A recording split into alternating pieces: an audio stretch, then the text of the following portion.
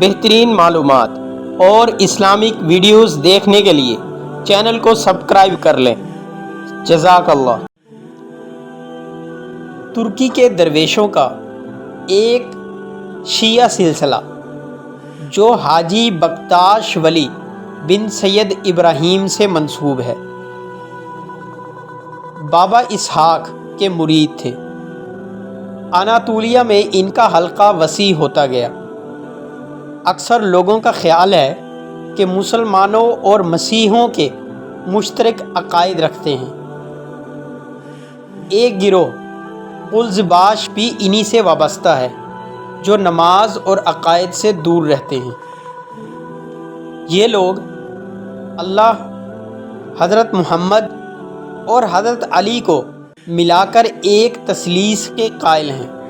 یکم محرم سے 10 محرم تک ماتمی راتیں مناتے ہیں جنہیں ماتم گیجلری کہتے ہیں۔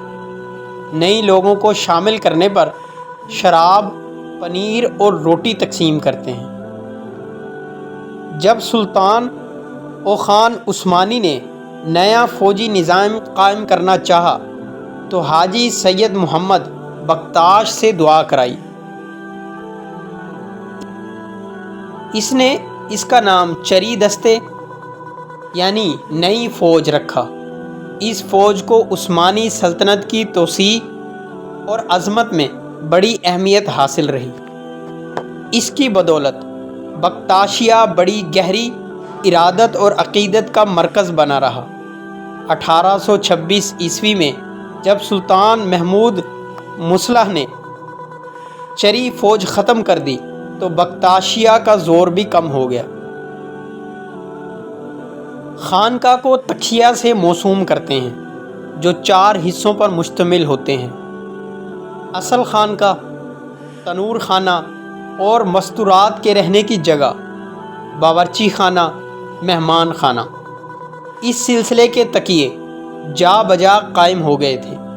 1925 میں مصطفیٰ کمال اتا ترک نے دوسرے سلسلہ ہائے تصوف کے ساتھ بکتاشیہ پر بھی پابندی لگا دی۔